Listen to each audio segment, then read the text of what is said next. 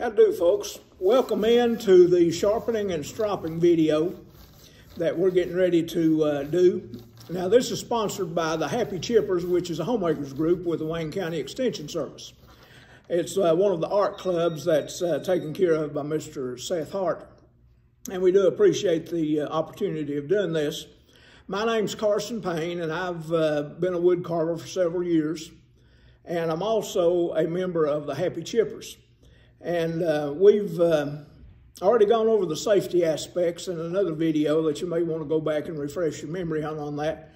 But even when you're safe, it's important to keep your knife sharp as well that you're using to carve with. A dull knife will hurt you bad. So you need to know how to keep your knife sharp. And there's a whole lot of different type of sharpeners out there that you can buy that do a different job.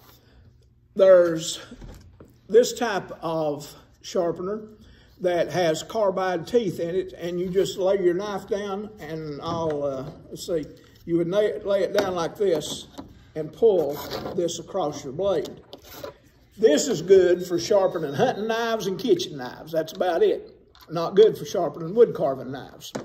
When you're talking about a wood carving knife, you need something that you can lay your blade down on flat and work the bevel down on it.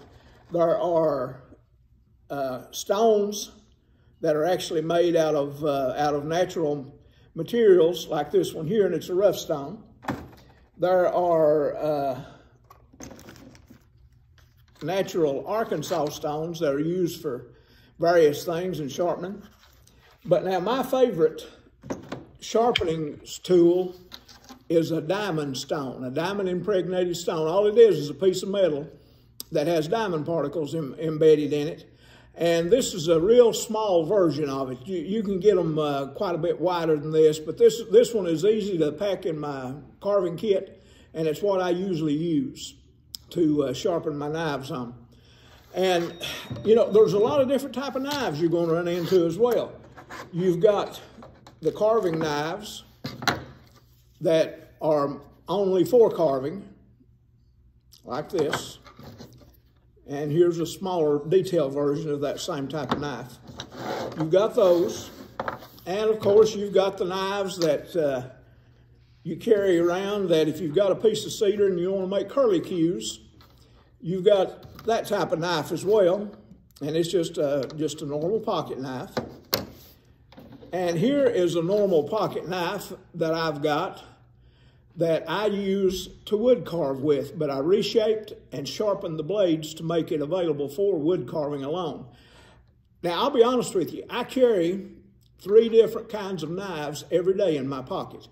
I carry this wood carving knife, and I carry this cedar curlicuing knife, as well as I carry a more of a hunting type knife, a folding hunting type knife in my pocket as well. And every one of them does a different thing. The hunting knife, the folding pocket knife that I use for it is my working knife. If I've got to cut something that it won't hurt if it does it, that's the one I use. When I get a piece of cedar and want to sit down and just waste a little time, I use this knife right here. But when I get serious with my wood carving, I drag out the one that I have reshaped the blades to, and that's the only thing I use this knife for is wood carving.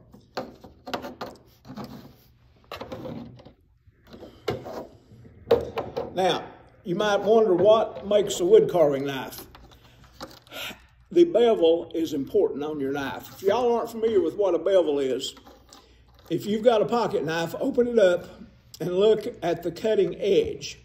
And if you'll notice right down at the cutting edge, there's a little steeper place that's been sharpened down. That's called the bevel on your knife. With wood carving, you don't want much of a bevel. You don't want more than about 5 or 8% bevel on a wood carving knife. A pocket knife normally has about 15 to 20 degrees of bevel on it when you first buy it, but you can change that. And the way you change it is by sharpening it down and changing the bevel until you can make it a wood carving knife. Now, it's really important on how you sharpen your knife. And if we'll get the video down here, okay. This diamond stone has 2 different surfaces, a rough one and a little bit smoother surface. You start out on the rough surface.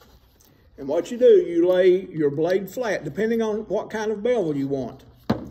On this knife that I use for carving, I have a flat bevel, a blade bevel is what I call it. And what it amounts to, the blade is flat from the back all the way to the cutting edge. There's no difference in the bevel from the cutting edge to the back. It's all flat. I don't know whether that comes through on the video or not, but it's there's no bevel on the very end of it. And if you'll notice on this one, there is a slight bevel, if the light's catching it there, on the very cutting edge of this knife. If you'll notice a little bit of difference in it, that's what we're getting ready to eliminate on this knife. Okay, how you eliminate that bevel? You want almost a flat bevel whenever you're wood carving. It just makes for easier carving. It slices through the wood a lot easier, and it's what you want for a wood carving knife. You can have a little bit of a bevel, but you don't want more than a 10%, if that much. Actually, it would be better if it was just a flat bevel. The way to get that, there's not an easy solution to it. You've got to sharpen your knives. You lay your blade down to where it's flat, and you push it, and you pull it, and you push it, and you pull it. And as you're sharpening, you can see that you start to get scuff marks on your blade. That's where the metal is coming off of that blade. And when I'm sharpening a new knife, I'll spend quite a bit of time just doing this back and forth motion. You don't go into the cut like you're cutting something. You scoot it along as if you've got it laid down, and you're pushing it backwards. I like this. I'll do several, spend quite a bit of time doing that until it starts wearing the blade down. Now, when it gets down closer to being rid of the bevel, I'll start doing about 20 of these on one side.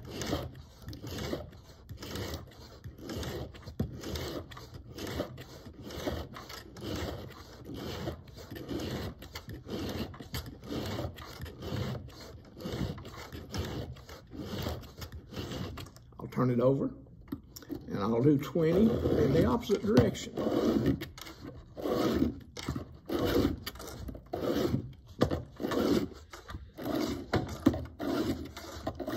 Okay, you might wonder, well, how do you know when you don't need to do that anymore?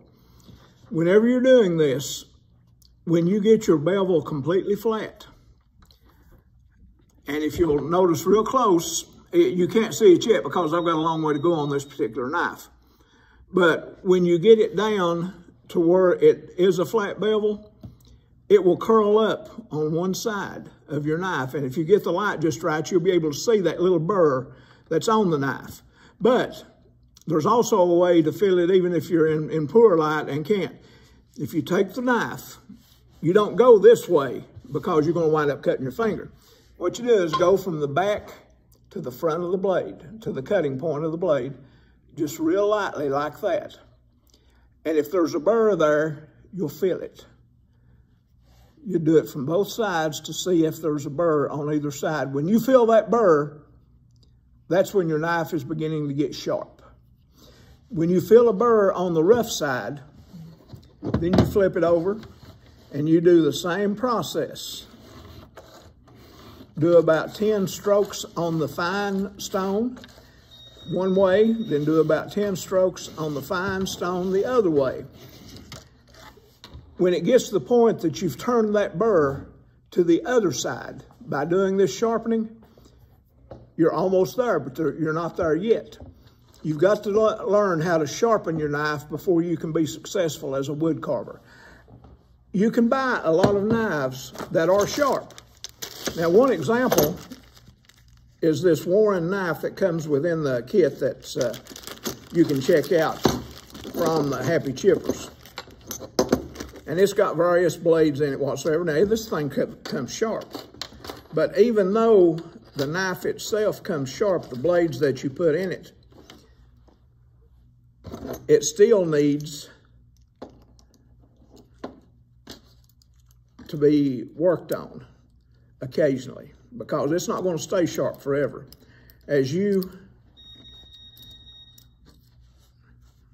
well, this one I don't think's ever been used, so we're going to have to adjust it a little bit.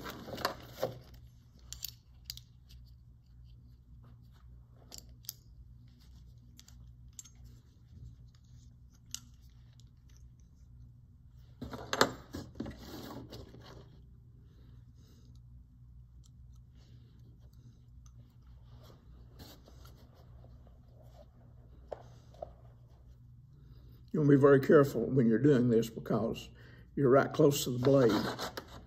And if you a little slip, you could run your finger along that. And if you do that, you're going to be cut. But you would treat this the same way. This has a bevel of about 8 to 10 degrees on it right now, whether you can see that or not on the video. But right at the very cutting edge, there's a little bit of a bevel on this knife. And if you like that bevel and it's working for you okay, just leave it. But what you would do when you would sharpen a knife like that and you wanted to keep that bevel, you would put the knife on the stone and you would feel of it a little bit, and you can feel when that bevel is laying flat. And that's what you want to do, is keep that bevel laying flat when you sharpen.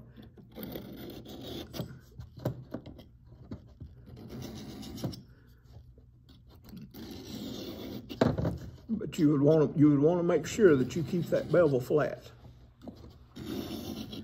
Okay, now to test the sharpness of a knife, you don't need to shave your arm. You don't need to shave your belly. You don't need to shave anything. The safest way to check the sharpness of a knife, you sure don't want to do this, where you feel of it with your thumb like you see so many people do when they sharpen a knife. You don't want to do that, because what you're going to do is you're going to cut your thumb.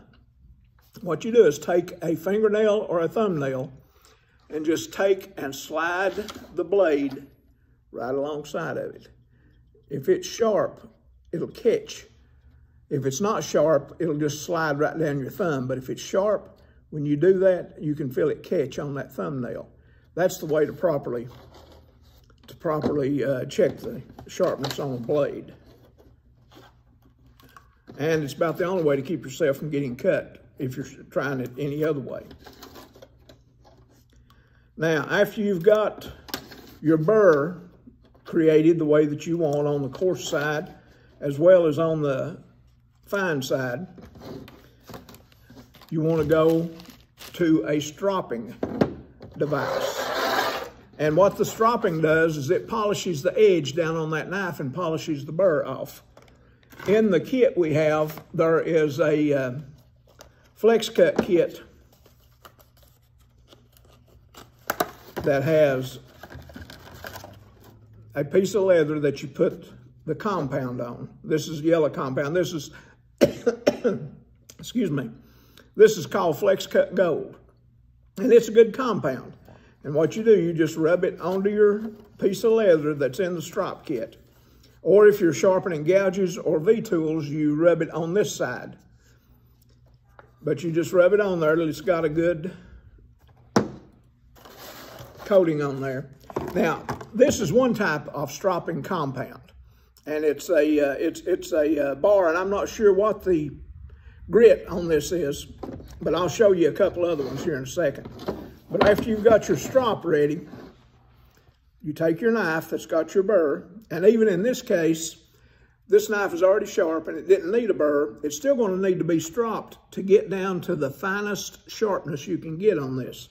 And what you do with it, again, stay with the bevel and strop one side, then the other side. One side, and then the other side. One side, and then the other side. Keeping the bevel flat. And I don't know whether y'all can see it or not, but can you see where this strop is getting a little bit darker?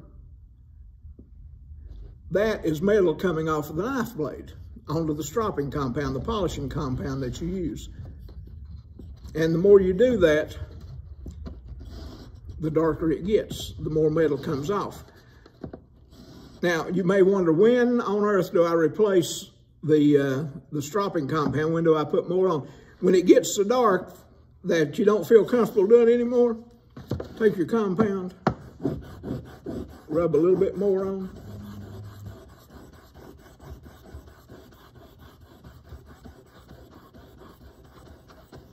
And don't be afraid to get vigorous with it.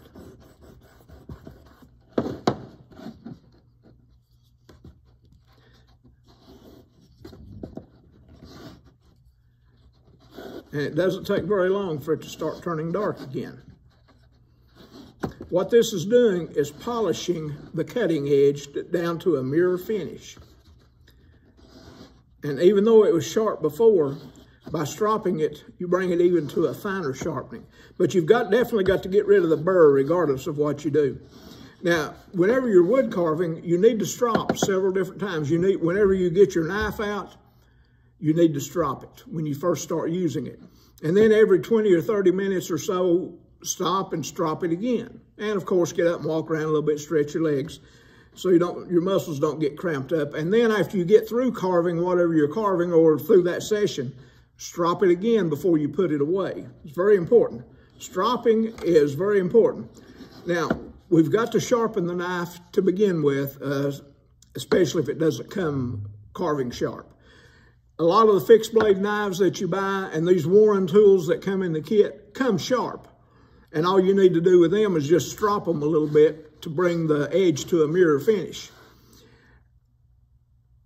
Once you get your knife sharp, or if you have a sharp knife, you never have to take it back to the stone. You never have to take it back to your whetstone or your diamond stone, whatever you're using, because you're not going to damage the edge of it wood carving. It's going to dull a little bit, but stropping will bring it back. So if you never damage that blade, you never have to sharpen it again. Now, if you drop it and you nick it or something, of course, you're going to have to go back and work that nick out and get rid of that. Otherwise, it's going to mess up your wood carving. But if you'll not damage your blade, if you're careful, and not damage your blade, all you'll ever have to do after that point is keep it stropped. So that's the beauty of a good wood carving knife. A wood carving knife also needs to be kind of thin to move through the wood easier. And that's something, if you ever try carving with a thick bladed knife, you'll find that out real quick. Where I've been stropping this one here, if you'll notice, I don't know if you can see that or not, but it's already starting to get dark again where it's wearing the metal away. And basically, that's what you've got to do in order to keep your knives in good working order. Keep it sharp, because a dull knife's going to hurt you. You're going to need the proper tools to sharpen it with. I recommend a diamond stone because it works the metal down quickly. And now, an alternative to using a diamond stone, now before I put this away, I'm going to check the sharpness of this on my thumbnail.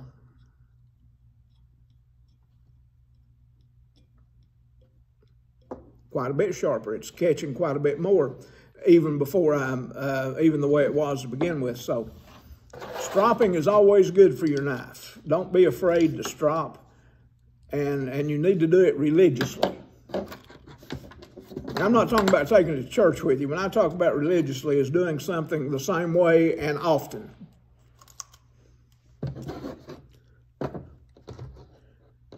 And always protect your knife blade. If it's a folding pocket knife, you're not going to have any trouble doing that because you'll just fold it up and stick it back in your pocket or into your wood carving kit. If it's the Warren tool like this that's got replaceable blades, make sure you take it apart and put it back in its container, whatever you use to keep it in. And if it is a fixed blade knife, like one of these, you need to have a cover of some type. If you've got a piece of plastic tubing that will fit right over the handle, you can slide that over that to where it would protect the blade. What I have started doing is I've gotten some wine corks, unused, but they work real good as a knife cover. All you have to do is cut down into the cork and make it, that's the wrong one. Of course, you got to have the right cork, you can put it back in. But put it down into the cork. Be very careful. Don't cut yourself while you're doing this. And once you get that cork, it's there. It's not going to come off in your toolbox. It's not going to hit other knives and dull it. It's not going to damage your carving edge. And like I say, this one is considered a rough out knife because of the blade size. This one is a detail knife because of the blade size. And if you'll notice, it's probably got a bevel on this knife of about 2 degrees, which is okay. You know, there's nothing wrong with a little bit of a bevel if you prefer that, and some people do prefer that. Put it back into the cork, and those 2 knives are ready to go back into your carving kit, and you're not going to damage the edge, you're not going to have to resharpen, you're not going to have to restrop. Now, there's different types of honing compounds. This is what we call the strop. We hone it, we strop it, those work the same. This is one type. It's a solid type compound, and this is flex cut gold, and it works great. And it works good with this kit that does come, that some of y'all do have. Another type of honing compound is actually what I prefer to use. And all a strop is on a solid surface with a piece of rough leather. Is all that a strop is. If you'll notice, this guy got smooth side on one, rough side on the other. That's all this is. But it also works great for keeping your knife sharp. I'm going to use this rough out knife to give you an example. When you're using the aluminum oxide compound, all you do is get a knife blade full of compound and put it on your stropping leather. You take and spread that out along the leather.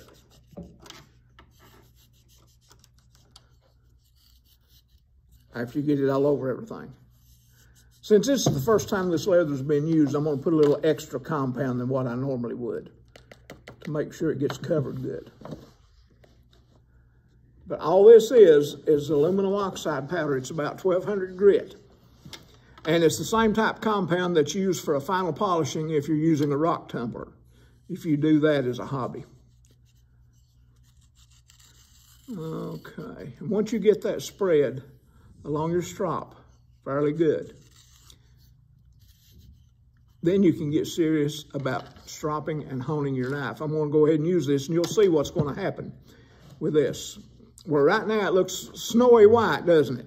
Okay, as we strop our knives, if there's a burr, it's going to show up in that compound, if there is a burr. But if there's not a burr, it's still going to polish your knife, but it'll go smooth. It'll look smooth like that. There won't be any tracks through the compound. And as you strop, one side, back the other. One side, back the other. One side, and back the other.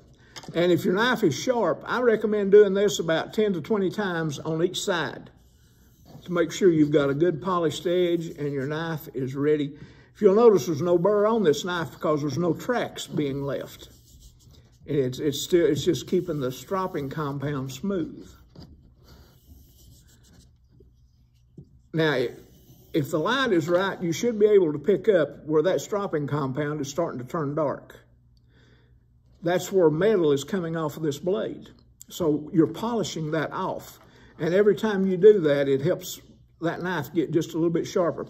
After you're satisfied with doing that side, you've got a smooth side of it. Again, I'm making a mess here on this table. That's all right. I'll let Seth clean it up. Take the smooth side of the leather, and you can just do a final strop on it. You don't need to use any compound because the leather's got natural oils in it itself, and you just take and smooth it. Maybe do about 10 to 20 of those as well. And I guarantee that when you get through stropping, if you've properly sharpened your knife, first thing, you've got to properly sharpen it to where it's ready to hone or to strop. And then if you've done that properly, by the time you get to this point that you're using the smooth side of the leather, I guarantee you that blade is sharp as stink. So folks, always remember, sharpen your knife correctly with the right bevel on it. Strop it and strop it some more. You can't ever strop your knife too much. I don't know how much I need to emphasize that. And always keep your knife sharp, because otherwise you're going to hurt yourself. So I think that pretty well covers it. If you've got any questions, you can always feel free to contact me either on Facebook. I've got a Facebook page called Carson Payne, and you can send me a message on there, or you can contact Mr. Seth Hart down at the Extension office, and he can help you out as well. And we're also always looking for new members. We welcome folks that want to get in on this. You don't have to know how to carve. You don't have to know what you're doing. You don't ever have to have even picked up a piece of wood and tried to cut it, because we'll help you learn. There's myself and a gentleman named Koger Ramsey. We've both got quite a bit of experience, and we're in the club, and we're glad to help new members learn the process and advance. A wood carver always likes to help other people in their knowledge of wood carving. So, thank y'all very much.